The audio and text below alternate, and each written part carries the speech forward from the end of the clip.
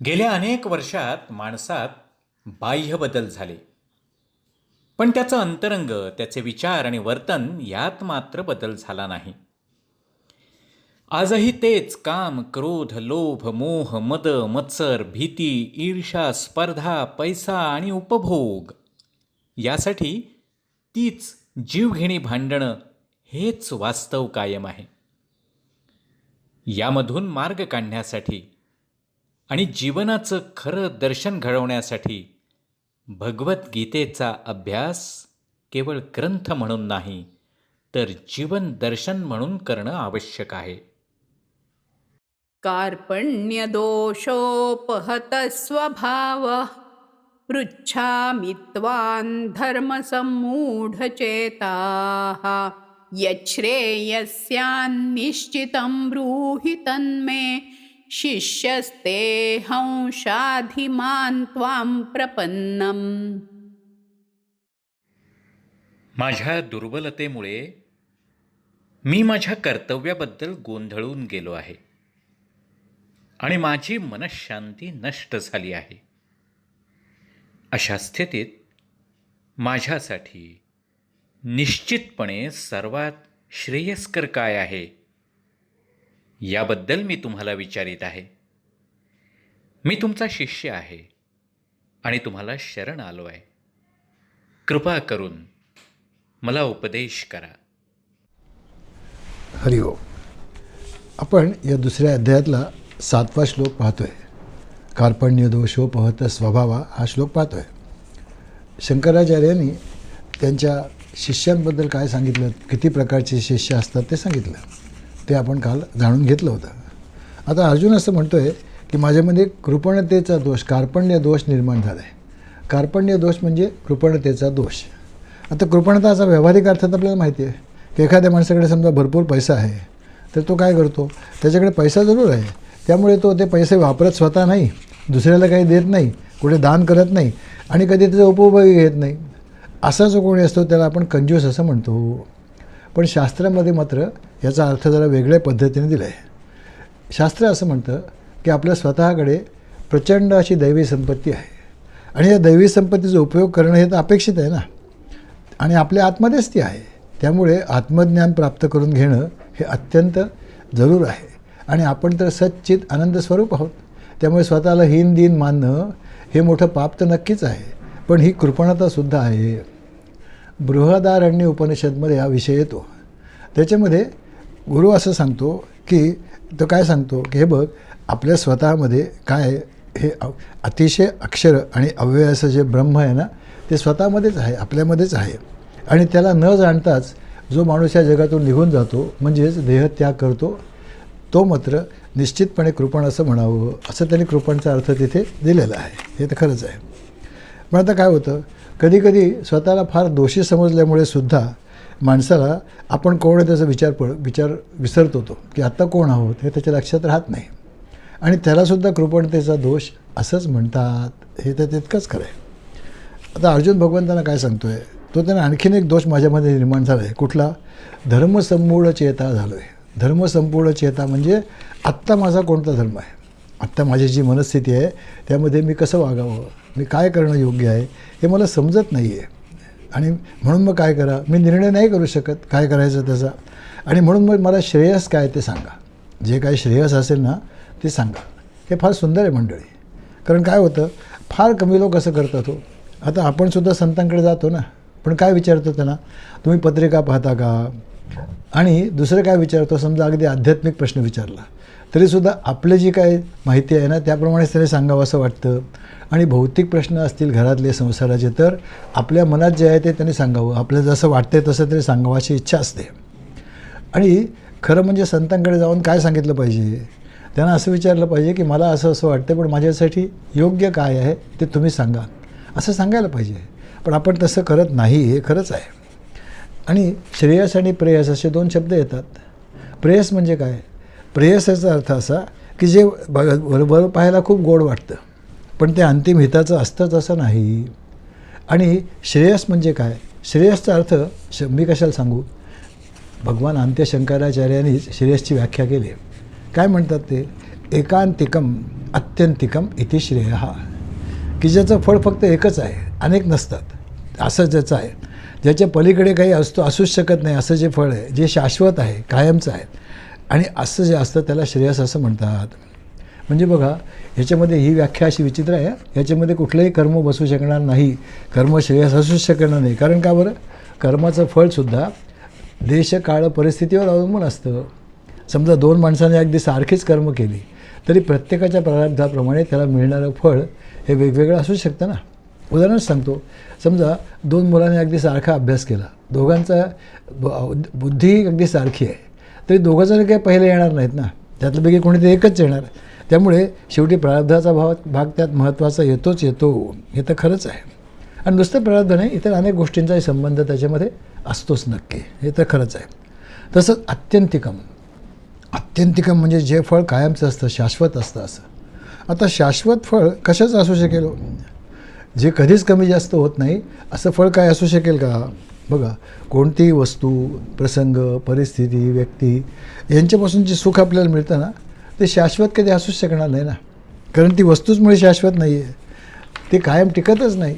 ते सुख हळूहळू कमी होत जातं. आणि आज जी वस्तू सुखकारक वाटते ना, ती उद्या तशी वाटेलच असं काही नक्की सांगता येत नाही. उद्या ती वस्तू तेवढीच आवडेल असं नाही सांगता येत. आज जी व्यक्ती आवडते ती उद्या तेवढीच आवडेल असंही नाही सांगता येत. हे खरंच आहे. मग जगामध्ये शाश्वत काय आहे? शाश्वत फक्त एकच आहे मंडळी, श्रेयस एकच आहे, आत्मज्ञान. कारण आत्मज्ञान प्राप्त होण्यासाठी ना अनेक प्रयत्न करणारे अनेक असतात, त्यात काही शंकाच नाही. पण ते प्राप्त झाल्यानंतर त्याचं जे काही फळ आहे ते एकच असतं, सर्वांच्या बाबतीत एकच असतं. म्हणजे याचा अर्थ असं, त्याचा दर्जा आणि पोचसुद्धा सगळ्यांच्या बाबतीत सारखीच असते, त्यात काही फरक येत नाही. माणसागणित त्यात बदल नाही होत, हे तर खरंच आहे. काळाप्रमाणे, देशाप्रमाणे, परिस्थितीप्रमाणे सुद्धा ते बदलत नाही, हे नक्कीच आहे. आता बघा ना, हे तर अगदी खरं आहे. त्याच्यापासून मिळणारा जो आनंद आहे, सुख आहे, ते कधीच कमी होत नाही. तो माणूस कायम आनंदीच राहतो. आनंदाचे डोही आनंदी प्रसंग, आनंदाचे डोही आनंदी तरंग, अशीच त्याची स्थिती असते. आणि म्हणून असं दिसतं की आजवर जनाजना आत्मज्ञान झालं आहे आणि ज्यांनी त्याचं वर्णन करून सांगितलं आहे, सगळ्याच काही सांगितलेलं नाही आहे, ज्यांनी सांगितलं आहे त्यांनी केलेलं वर्णन कुठलाही काळ असो अगदी सारखंच दिसतं. ते तर काही एकमेकांना ओळखतसुद्धा नव्हते, त्यांना तर काहीच माहीत नव्हतं. नाही, बघा ना, फार पूर्वीपासून अगदी भगवान बुद्ध, आद्य शंकराचार्य, येशू ख्रिस्त, ही सगळी मंडळी काही एकमेकांना थोडीच ओळखत होती. पण त्यांना जेव्हा आत्मज्ञान झालं तेव्हा त्यांनी जे केलेलं वर्णन आहे ते, किंवा अगदी अलीकडच्या काळातले 300-400 वर्षापूर्वी रामदास, एकनाथ, त्यानंतर ज्ञानदेव, तुकाराम इत्यादी मंडळी, यांचंही वर्णन तेच आहे, दुसरं काहीच नाही. किंवा अगदी अलीकडच्या काळातले स्वामी विवेकानंद असतील, स्वामी गुरुदेव रानडे असतील, त्यांनी जे काही वर्णन केलं आहे ना, ते तसंच्या तसं आहे, तंतोतंत अगदी. याचा अर्थ इतरांना आत्मज्ञान झालं नाही असं नाही आहे, अनेक संतांना ते झालेलं आहे, पण त्यांनी त्याचं वर्णन नाही केलं. आणि ह्या लोकांनी वर्णन काय केलं? आनंदाचे डोही आनंदी तरंग, असंच त्याचं वर्णन केलं. त्यामुळे ते एकच असू शकतं, हे काही शंकाच नाही काय. आणि अर्जुन काय म्हणतो आहे? तेच म्हणतो आहे, त्याचं विचाराचं सौंदर्य आहे. तो काय सांगतो आहे? तो असं सांगतो आहे की मला श्रेयस काय ते सांगा. आणि म्हणूनच मग भगवंतांनी सबंध गीतेमध्ये तत्त्वम असी ह्या ब्रह्मवाक्याचाच उपदेश त्याला केला आहे. गीतेच्या माध्यमातून तेच तर केलं आहे, दुसरं काहीच नाही, हे खरंच आहे. आता आपण संतांकडे जातो आणि काय विचारतो? मुलीचं लग्न कधी होईल? मुलाला चांगली बायको मिळेल का? नोकरी चांगली मिळेल का? आत्मज्ञान नाही मागतो कोणी, आत्मज्ञान मागणारं कोणीच नसतं जवळजवळ. आणि मग काय होतं? ते जे काही मागतो ना त्याचंही फळ ते देतात हो, पण ते शेवटी पूर्वसुकृताप्रमाणे कमी जास्त असतंच, यात काही संशयच नाही. आणि खरंच कोणत्याही संताकडे आपण गेल्यानंतर त्यांना आत्मज्ञान मागणारं कोणी भेटतच नाही हो, कधीच भेटत नाही. सगळे संत तेच सांगतात. खरं ते समर्थ असतात, ते देऊ शकतात, पण कोणी भेटत नाही. साईबाबांच्या पोथीमध्ये असा एक प्रसंग येतो. एक माणूस त्यांच्याकडे आला होता की मला आत्मज्ञान पाहिजे म्हणून, पण मंडळी त्याची एक परीक्षा घेतल्यावर तोही खोटाच ठरला हो, तोही काही खरा ठरलाच नाही, खरंच आहे. त्यामुळे श्रेयस, म्हणून अर्जुन थोर आहे की तो श्रेयसची मागणी करतो आहे की मला श्रेयस काय ते सांगा, म्हणजे माझ्या अंतिम हिताचं काय आहे ते मला सांगा, असं तो म्हणतो आहे. आणि अर्जुनाच्या विचाराचं खरंच सौंदर्य आहे की त्याने याची मागणी केली आणि म्हणूनच मग काय झालं, त्याला योग्य तो उपदेश मिळाला, निश्चित मिळाला, त्यात काही शंकाच नाही. आता पुढच्या श्लोकात काय होतं सांगतात भगवंत, त्याला जे काही झालेलं दुःख आहे ना, स्वतःचा दोष देण्याच्या वृत्तीतून झालेलं दुःख आहे, त्यातून बाहेर काय येऊ शकत नाही याचं कारण तो सांगतो बघा.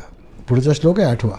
काय म्हणते पोया 8व्या श्लोकात अर्जुन म्हणत आहेत, न हि प्रपश्यामि ममापनुद्याद् यच्छोकमुच्छोषणमिन्द्रियाणाम् अवाप्य भूमा वसपत्नमृद्धं राज्यं सुराणामपि चाधिपत्यम्.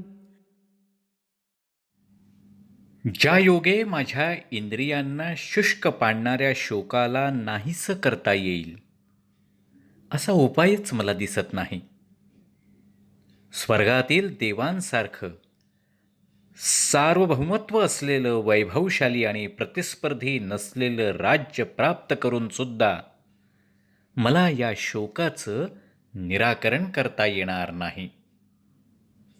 काय म्हणतात भगवंत बघा, असपत्नम भूमौ निष्कंटक, ज्याला कोणीही शत्रू नाही अशा सगळ्या भूमीचं राज्य जरी मला मिळालं तरीसुद्धा, किंवा काय होतं सगळं धन मिळालं तरीसुद्धा, त्यानंतर धनधान्य संपन्न असं राज्य मिळालं तरी तरीसुद्धा सुराणामपि अधिपत्यम, एवढं कशाला, अगदी मला इंद्राचं राज्य इंद्राचं पद कोणी देऊन गेलं तरीसुद्धा काय होईल, मम इंद्रियाणाम, माझ्या इंद्रियाना, उच्छोषणम शोकम, हा सुकवून टाकणारा जो शोक आहे ना, म्हणजे मला जो शोक होतो आहे, अगदी शक्तिहीन बनवलं आहे त्यांनी माझ्या इंद्रियांना, असा जो शोक आहे हे दुःख आहे, ते माझं जातच नाही आहे.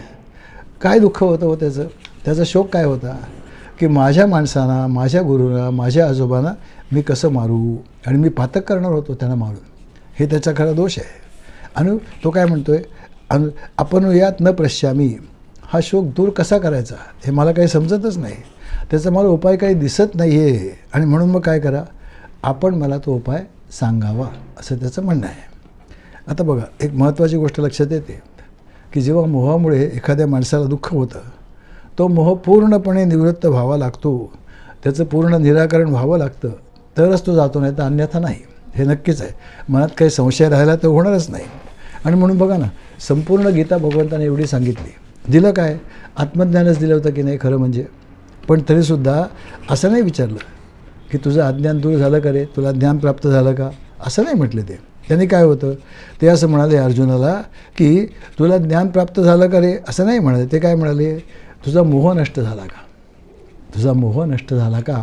आणि अर्जुनसुद्धा काय सांगतो उत्तर देताना, 18व्या अध्यायात आहेत, तो सुद्धा म्हणतो आहे, नष्टो मोहा स्मृती लब्ध्वा, नष्टो मोहा, काय म्हणतो आहे की हे ऋषिकेशा, माझा मोह आता नष्ट झालेला आहे, माझा मोह सगळा नष्ट झाला आहे, मी या ठिकाणी कोण आहे, कशासाठी इथे आलो आहे, माझं धर्मकर्तव्य काय आहे, हे सगळी मला आता जाणीव झाली आहे. हे सगळं माझं ज्ञान, माझी स्मृती जी होती ती मला परत मिळाली, आणि मला परत मिळाल्यामुळे आता मी निश्चितपणे लढाई करीन.